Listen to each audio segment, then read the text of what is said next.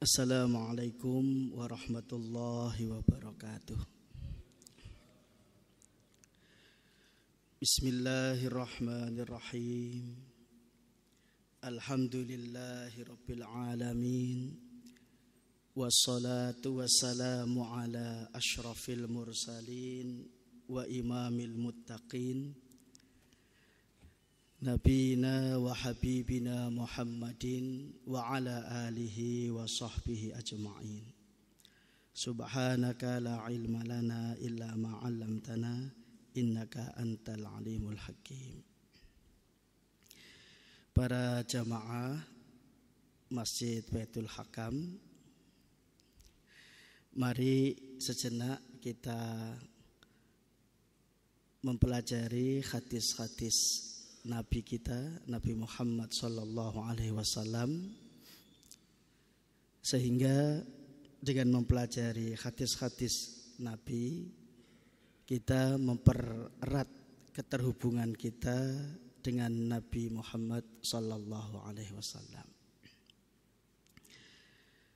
Hadis Nabi yang akan kita pelajari pada siang hari ini adalah hadis kelima dari kitab hadis yang disusun oleh Imam An-Nawawi, yaitu kitab Al-Arba'in An-Nawawiyah.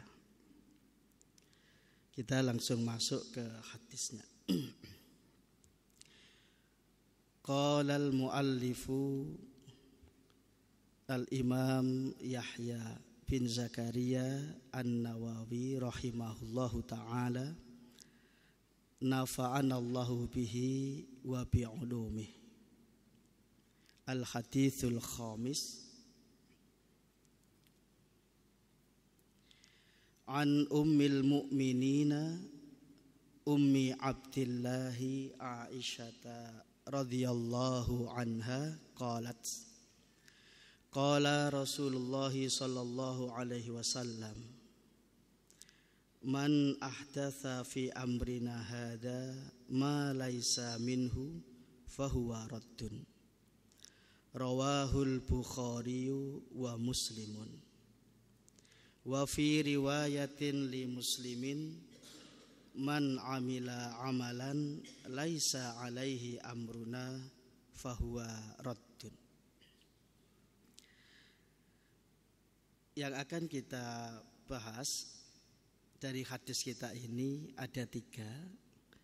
Yang pertama adalah sanadnya, yang kedua lafadznya, dan yang ketiga adalah maknanya. Kita mulai dari sanadnya. Dalam kitab hadis sekunder, sanad hadis diringkas hanya disebutkan rawi pertamanya, yaitu sahabat. Atau kalau pakai sanad berarti itu adalah sanad terakhir. Kalau rawi berarti sahabat adalah rawi pertama. Berbeda dengan kitab-kitab hadis primer seperti Sahih Bukhari, Sahih Muslim, maka sanad disebutkan secara lengkap. Arba'in An-Nawawiyah, Bulughul Maram, Riyadhus Shalihin, itu adalah kitab-kitab hadis sekunder atau diistilahkan dengan kitab hadis mu'allafat. Jadi menukil dari kitab-kitab hadis primer dengan meringkas sanadnya, hanya menyebutkan rawi pertama saja dari sanad hadis itu, yaitu sahabat. Maka yang akan kita bahas pertama adalah biografi, tarjamahnya sahabat yang meriwayatkan hadis kita ini. An ummil mu'minina, dari ummil mu'minin, ummi Abdillahi Aisyata radhiyallahu anha. Rawi hadis kelima ini adalah Sayyidah Aisyah radhiyallahu anha, salah satu dari istri Rasulullah sallallahu alaihi wasallam. Disebut Ummul Mukminin. ibunya orang-orang mukmin. Karena istri-istri Rasul yang sampai wafatnya Rasul itu tetap berstatus sebagai istri Rasul, itu adalah ummahatul mukminin, ibu-ibunya orang-orang Islam. Disebut di surah Al-Ahzab itu ayat 6 itu wa azwajuhu ummahatuhum. Istri-istrinya Rasul itu adalah ummahatuhum, ibu-ibunya kaum muslimin. Itu berarti istri-istri Rasul yang sampai wafatnya Rasul itu tetap berstatus sebagai istri Rasul. Dengan demikian istri Nabi, orang yang pernah dinikahi oleh Nabi, belum dicampuri, sudah ditalak oleh Nabi, termasuk juga yang pernah dilamar oleh Nabi tapi belum sampai diakad, itu tidak termasuk ummahatul mukminin. Jadi yang termasuk ummahatul mukminin itu adalah istri-istri Rasul yang sampai wafatnya Rasul berstatus sebagai istri beliau. Karena istri-istri Rasul itu adalah ummahatul mukminin, ibunya orang-orang mukmin, maka setelah wafatnya Rasul diharamkan bagi laki-laki mukmin menikahi istri-istri Rasul. Itu disebutkan secara sharih eksplisit di surah Al-Ahzab 53 itu. Wa ma kana lakum an tu'dzu Rasulallahi wa la an tankihu azwajahu min ba'dihi abadan. Nggih, matur nuwun nggih. Jadi wala an tankihu azwajahu min ba'dihi abadan. Janganlah kalian menikahi istri-istri Rasul itu sesudah wafatnya Rasul abadan, selamanya. Karena statusnya bagi orang-orang Muslim adalah ummahatul mukminin. Kalau istri-istri Rasul adalah ummahatul mukminin, maka Rasulullah adalah abul mukminin, bapaknya orang-orang Islam. Di dalam hadis Nabi kan mengatakan innama ana lakum kal walid. Aku ini bagi kalian seperti seorang ayah. Jadi kebapaan Nabi Muhammad bagi orang-orang Islam tentunya adalah kebapaan rahmah kasih sayang, bukan kebapaan nasab. Jadi seluruh kaum muslimin itu kalau begitu adalah putra putrinya Rasulullah Sallallahu Alaihi Wasallam. Yang dinafikan di surat Al-Ahzab ayat 40, maka Muhammadun aba ahadin min rijalikum, Muhammad bukanlah bapak seseorang dari kalian, itu terkait dengan adopsi tabani yang dibatalkan oleh syariat Nabi Muhammad. Dan itu terjadi pada Nabi Muhammad sendiri. Beliau pernah mengadopsi Zaid. Zaid ini putranya Harithah. Tapi karena tradisi pada masa itu, jadi adopsi itu sah secara hukum, maka Zaid dinasabkan kepada Nabi Muhammad dan dipanggil Zaid bin Muhammad.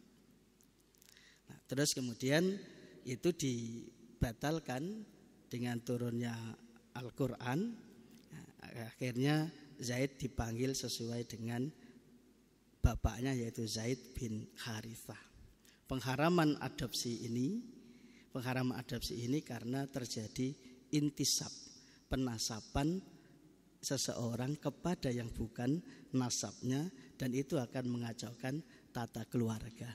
Akhirnya yang bukan mahram jadi mahram, yang bukan wali jadi wali, yang bukan ahli waris jadi ahli waris. Karena itu dibatalkan, adat ini dibatalkan di dalam syariat Nabi Muhammad Sallallahu Alaihi Wasallam. Itulah yang dinafikan dari kebapaan Nabi Muhammad.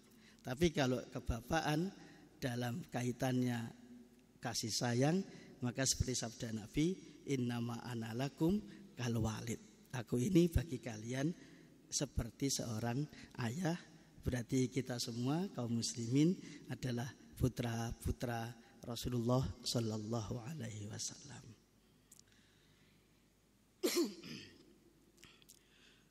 Ummi Abdillah, ibunya Abdullah.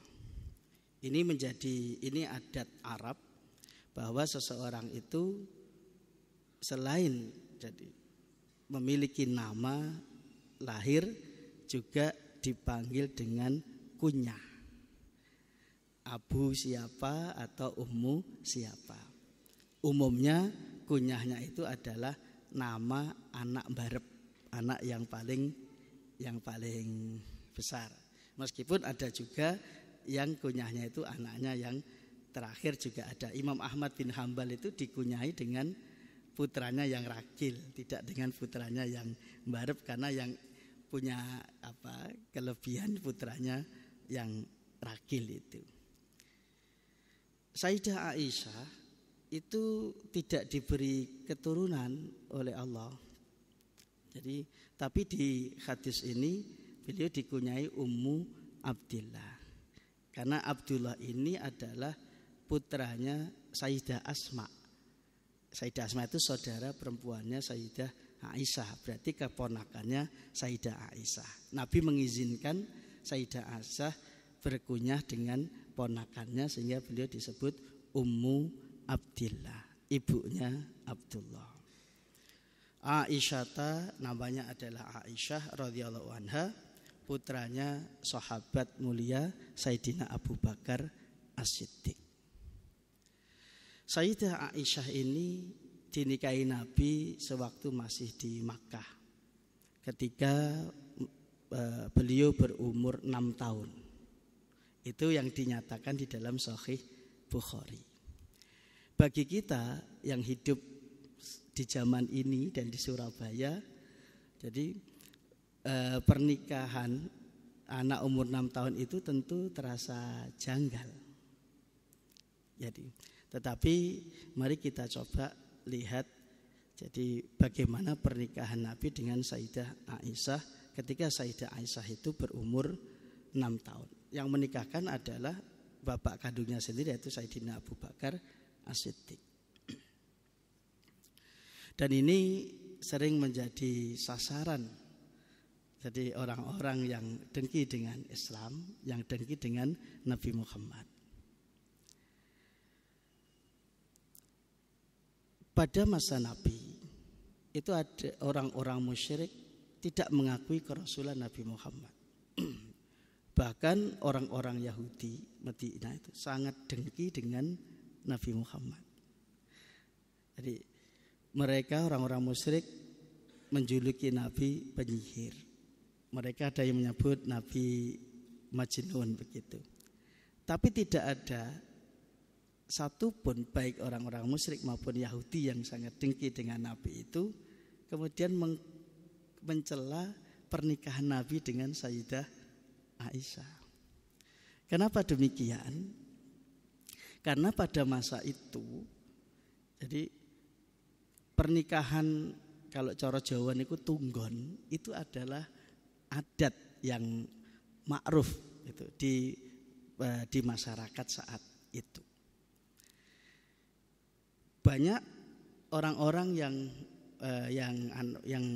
menikahi ya perempuan-perempuan yang masih kecil, dan bagi mereka itu sesuatu yang terhormat. Dalam sejarah sebelum Khawlah temannya Sayyidah Khadijah itu meminang Sayyidah Aisyah untuk Nabi kepada Sayyidina Abu Bakar, sebelumnya sudah dipinang oleh keluarga Mut'im bin Adi untuk dikawinkan dengan Jubair bin Mut'im.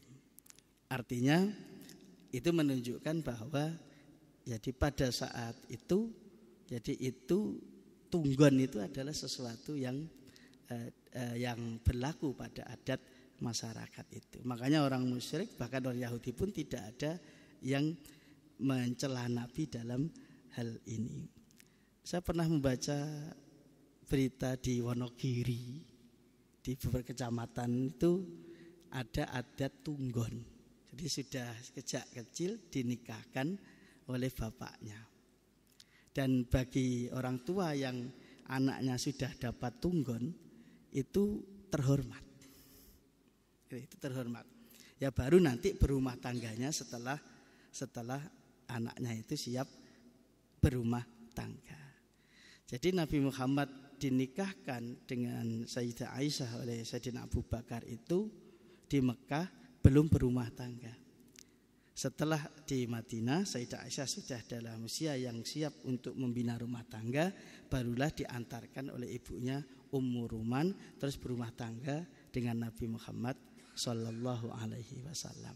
Karena itu kata para ulama, tidak adil menilai adat pada masa itu dengan adat pada masa sekarang. Karena berbeda kondisi sosiologisnya juga berbeda, satu tempat dengan tempat lain, satu masyarakat dengan masyarakat yang lain begitu.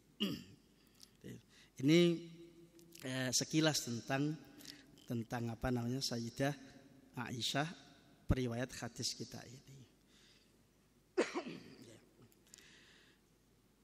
Sayyidah Aisyah ini meriwayatkan sekitar 1210 hadis Nabi, termasuk sahabat yang banyak meriwayatkan hadis.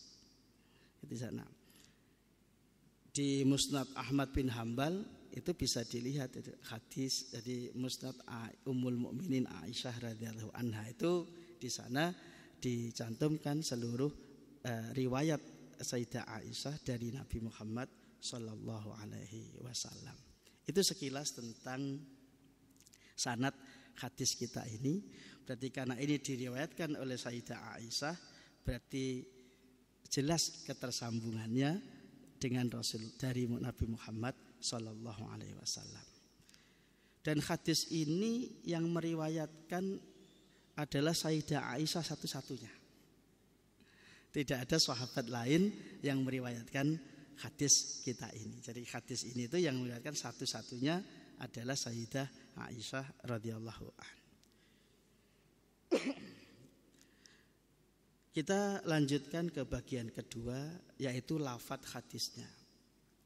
Qala Rasulullah sallallahu alaihi wasallam, Rasulullah sallallahu alaihi wasallam bersabda. Berarti kalau sabda Nabi ini adalah hadis qauli. Hadis qauli. Karena hadis itu kan oleh ulama didefinisikan ma udhifa ilan nabi min qaulin au fi'lin au takririn au sifatin. Jadi khalqiyatan kanat au khuluqiyah. Ulama hadis itu mengartikan hadis itu adalah apa saja yang layak disandarkan kepada Nabi, baik ucapannya Nabi, perbuatannya Nabi, terus takrir itu persetujuan Nabi, termasuk juga sifat Nabi, baik yang fisik maupun perangai. Itu hadis gitu. Makanya kan kalau sahabat Abu Hurairah mengatakan sekali duduk saya bisa hafal sekian ribu hadis, itu orang orientalis menganggap ini Abu Hurairah ini apa benar yang dia katakan, sekali duduk bisa hafal sekian ribu hadis.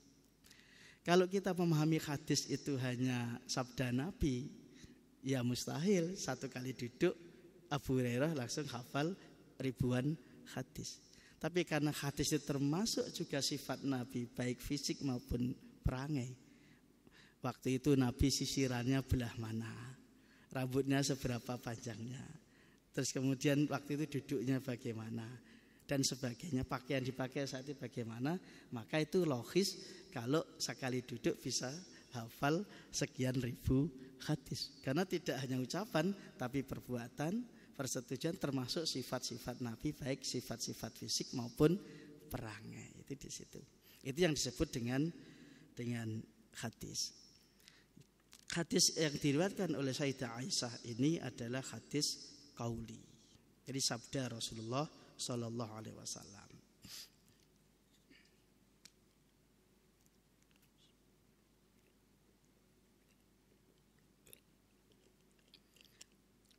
Sabda Rasul, man ahdatsa fi amrina. Man ahdatsa itu kalau diterjemahkan man ata fi amrin hadis. Siapa yang membuat hal baru, siapa yang mengada-adakan. Di riwayat Muslim, lafadz hadisnya adalah man amila amalan. Siapa yang melakukan satu perbuatan. Jadi dari dua riwayat ini berarti ya mencakup yang memulai suatu perbuatan maupun yang melakukan meskipun dia bukan yang memulai suatu perbuatan itu.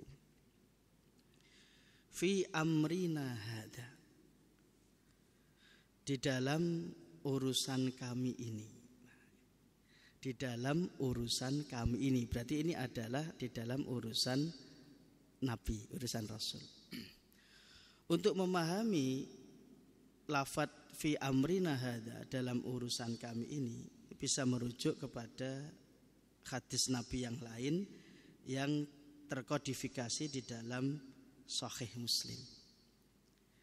Di dalam Sahih Muslim itu Nabi menerangkan secara jelas kapasitas beliau. Itu hadisnya diriwayatkan jadi oleh di Sahih Muslim itu diriwayatkan oleh sahabat ini Rafi' bin Khadij, itu salah satunya. Terus ada juga yang diriwayatkan jadi oleh sahabat Tolhah. Ceritanya begini hadis ini. Nabi tiba di Madinah. Terus Nabi melihat orang-orang Madinah mengawinkan putik kurma. Naik ke pohon kurma terus mengawinkan putik kurma. Lalu Nabi berkomentar gitu. Komentarnya beliau adalah ma adzunnu yughni dzalika syai'an. Aku kira yaitu tidak manfaat gitu. Terus kemudian orang-orang memberitahukan kepada yang lain bahwa Nabi mengatakan itu seperti itu. Fatarakuhu. Lalu mereka meninggalkan kebiasaan mereka mengawinkan putik kurma itu. Terus kemudian sampai kepada Rasul, kalau perkataan Nabi itu disampaikan kepada yang lain, terus Nabi mengatakan in kana yanfa'um dzalika falyasna'uhu fa inni innama dzanantu dzannan gitu. Kalau menurut mereka itu bermanfaat, maka teruskan saja karena aku ini dzanantu dzannan, hanya menduga. Jadi di riwayat yang lain ya, setelah Nabi mengatakan demikian dan orang-orang tidak lagi mengawinkan putik kurma, ternyata waktu panennya merosot, fanaqasat, hasil panennya merosot. Nah, setelah itu disampaikan kepada Nabi, Nabi mengatakan innama ana basyarun, aku ini adalah manusia biasa. Idza amartukum bi syai'in min dinikum fakhudhu bihi. Apabila aku perintahkan kepada kalian perkara agama kalian, maka ambillah. Di ayat yang lain Nabi juga mengatakan, jadi fa inni lan akdziba 'alallahi azza wa jalla. Aku tidak akan berdusta atas nama Allah azza wa jalla. Berarti di sini Nabi menempatkan kapasitas beliau sebagai Rasul, bahwa apa yang beliau sampaikan dari urusan agama itu berarti dalam rangka menyampaikan risalah Allah Ta'ala, maka ambillah. Terus wa idza amartukum bisya'in min ra'yi, dan yang aku perintahkan pada kalian dari pikiranku, berarti bukan dalam rangka menyampaikan risalah Allah, fa innama ana bashar, aku adalah manusia biasa. Kemudian di riwayat yang lain Nabi mengatakan antum a'lamu bi amri dunyakum, kalian lebih tahu perkara dunia kalian. Dari konteks hadis ini perkara dunia itu berarti bukan masalah hukum syariat halal haram sah dan tidak, tapi pengembangan ilmu pengetahuan dan teknologi yang berkaitan dengan hajat hidup. Hadis ini oleh Imam An-Nawawi, karena Imam Nawawi itu juga mensyarahi Sahih Muslim, yang memberi judul bab dalam Sahih Muslim adalah Imam Nawawi, bukan Imam Muslim. Berbeda dengan Sahih Bukhari. Jadi Imam Bukhari merancang dulu bab-babnya, baru kemudian menseleksi hadisnya terus memasukkan ke dalam bab yang sudah beliau rancang.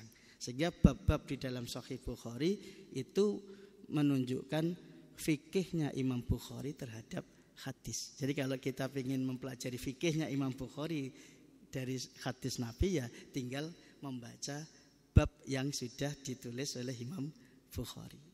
Kalau di Sahih Muslim, Imam Muslim tidak menuliskan bab-bab hadisnya, baru Imam Nawawi yang mensyarahi Sahih Muslim yang juga punya arba'in ini memberi judul bab.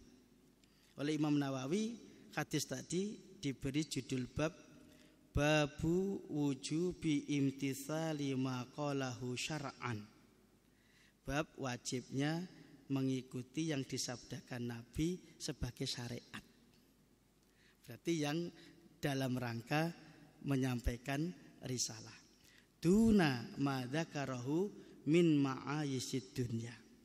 Jadi bukan yang disebutkan Nabi yang berkaitan dengan jadi penghidupan cara di dunia ala sabilir ra'i yang bersumber dari pemikiran semata Nabi. Jadi dari hadis ini Nabi menempatkan kapasitas beliau sebagai Rasul, itu berarti yang wajib ditaati karena beliau menyampaikan risalah Allah, dan sebagai manusia biasa itu yang berarti umat jadi tidak terikat untuk mentaatinya. Dari hadis ini pula Syah Waliullah Ad-Dahlawi. Syah Waliullah Ad-Dahlawi itu ulama hadis yang hidup pada masa di ulama hadis dari India yang hidup pada masa Kesultanan Moghul. Itu bukan syekh tapi Syah Waliullah Ad-Dahlawi. Itu wafatnya tahun 1176 Hijrah. Pada masa Kesultanan Moghul di India, itu ulama hadis. Kalau miladiah berarti sekitar 1726 miladiah. Itu wafatnya Syah Waliullah Ad-Dahlawi. Beliau menerangkan begini. Jadi, i'lam anna ma ruya 'anin nabi sallallahu alaihi wasallam wa duwina fi kutubil hadithi ala qismain. Ketahuilah yang diriwayatkan dari Nabi dan yang dikodifikasi di dalam kitab-kitab hadis atau hadis-hadis Nabi itu ada dua macam.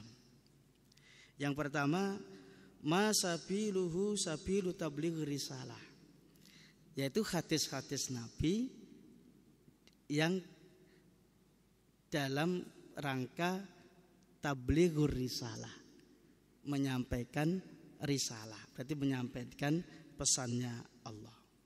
Itu yang disebut di surat Al-Hasyr ayat 7, wa ma'atakumur rasulu fakhuduhu wa manahakum anhu fantahu. Apa yang diperintahkan Rasul ambillah, dan apa yang dilarang maka jauhilah. Berarti parameternya bukan tidak dilakukan Nabi, tapi diperintah dan dilarang oleh Nabi. Itu Al-Hasyr ayat 7.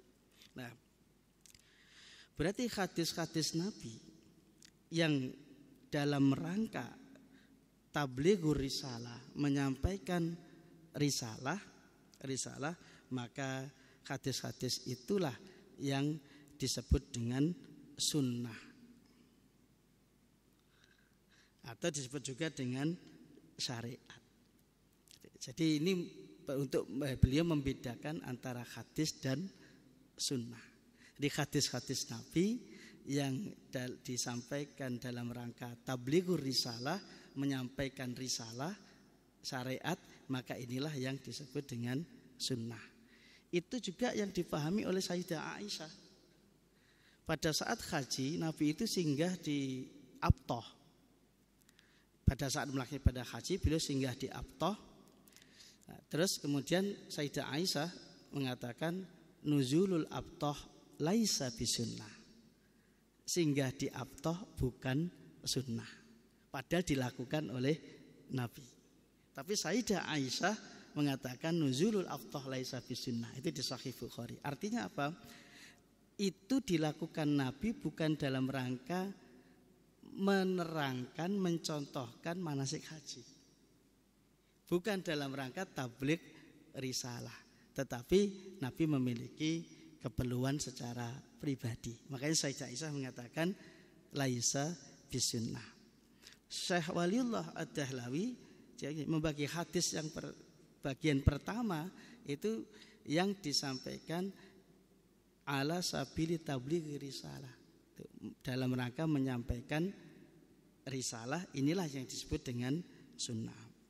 Di antaranya yang dalam rangka menyampaikan risalah itu adalah hadis-hadis tentang berita-berita gaib, yaumul qiyamah dan lain sebagainya. Itu berarti itu dalam rangka tabligh risalah. Terus kemudian hadis Nabi tentang syariat, halal, haram, berarti wajib, terus kemudian sah, batal, termasuk juga prinsip-prinsip di dalam ibadah itu disampaikan dalam ala sabili tabligh risalah, dalam rangka menyampaikan risalah.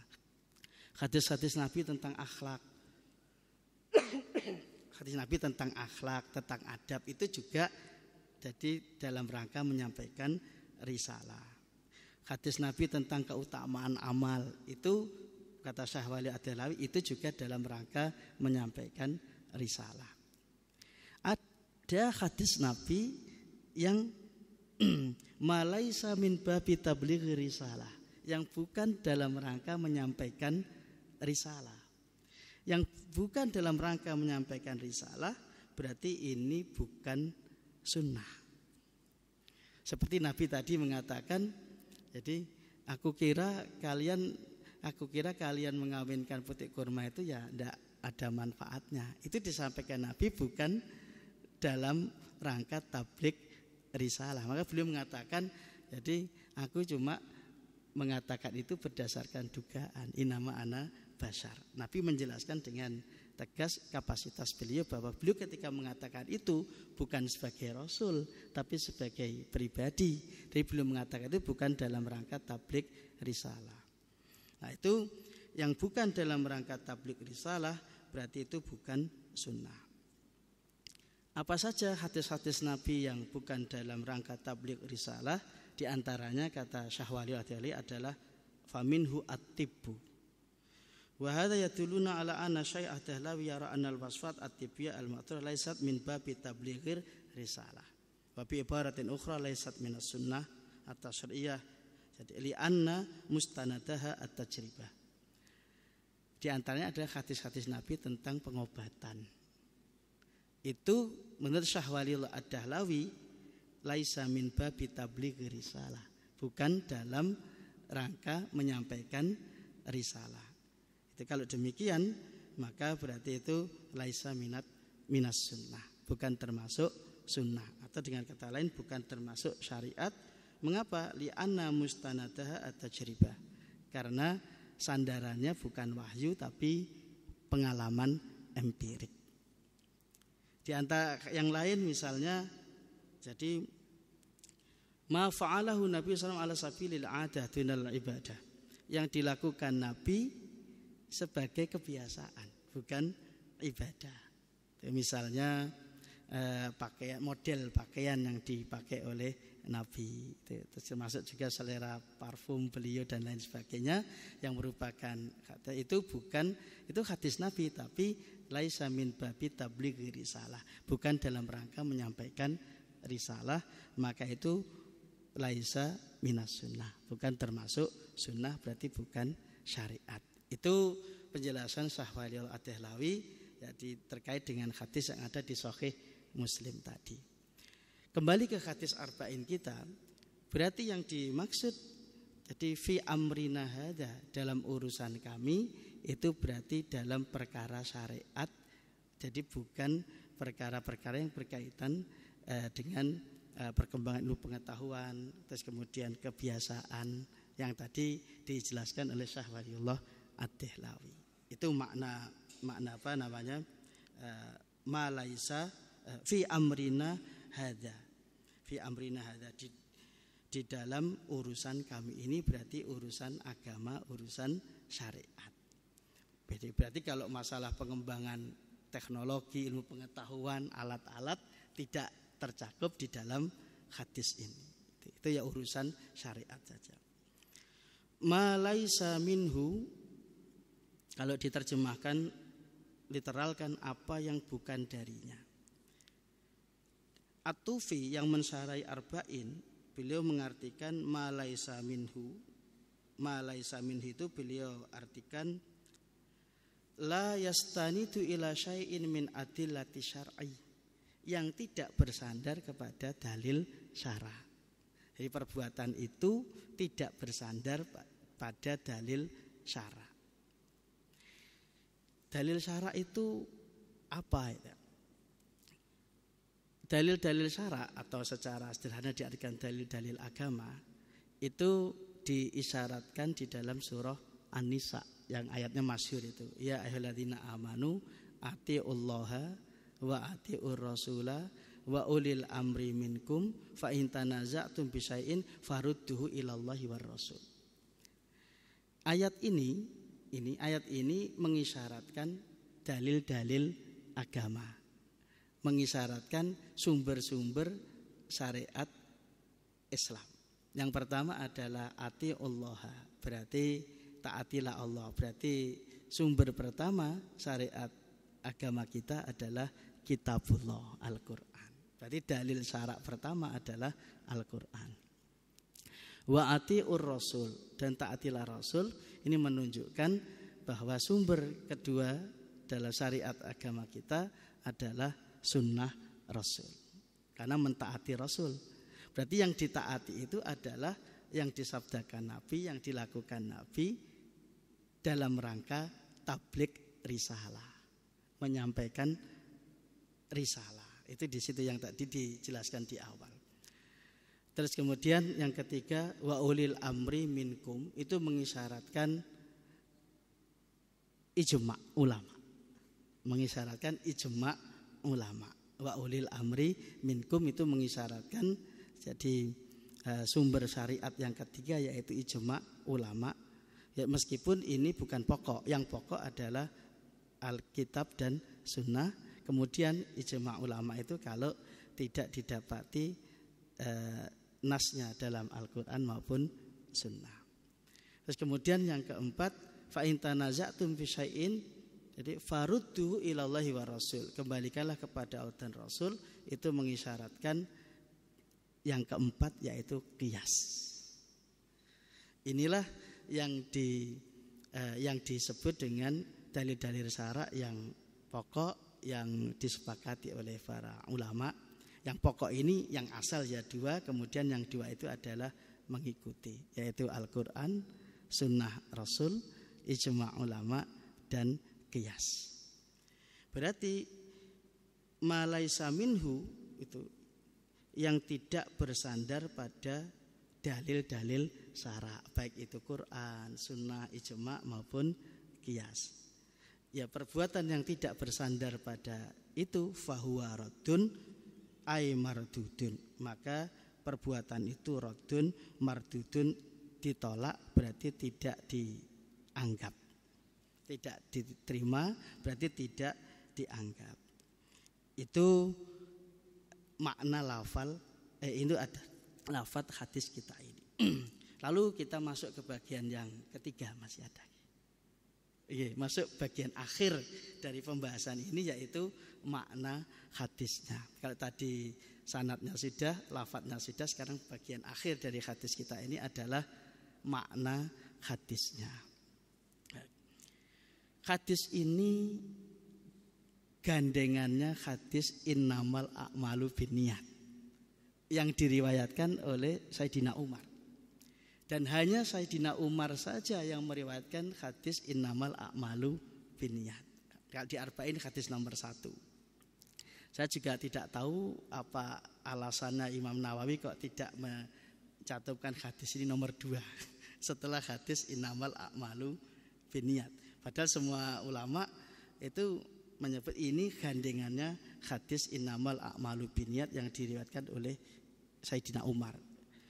Hadis yang ini diriwayatkan oleh Sayyidah Aisyah, tidak ada sahabat lain yang meriwayatkan.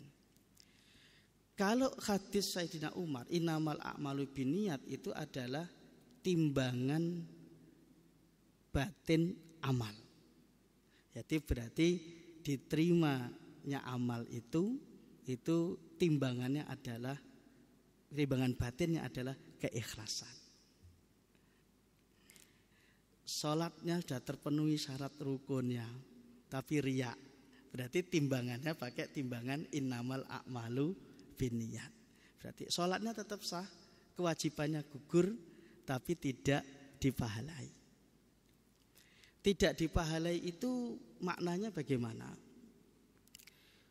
Seperti hadis begini, kalau ada orang mendatangi arraf, tukang ramal, lalu dia tanya, salatnya tidak diterima 40 hari. Ya, itu. Di dalam Quran itu kan disebut di surat Al-Isra itu, innal hasanat yudhibnas sayiat. Kebaikan itu, amal soleh itu, ibadah itu menghapus dosa-dosa. Berarti kalau mendatangi tukang ramal kemudian tidak diterima salat 40 hari itu artinya tidak dipahalai, berarti karena keburukannya itu lebih mendominasi kebaikan, sehingga kebaikan itu tidak berfungsi menghapus dosa-dosa.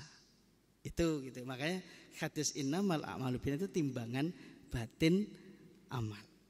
Sedangkan hadis ini, jadi man ahdatsa fi amrina hadza ma laysa min fawaradun, itu adalah timbangan lahiriah amal. Jadi hubungannya absah atau tidak sah.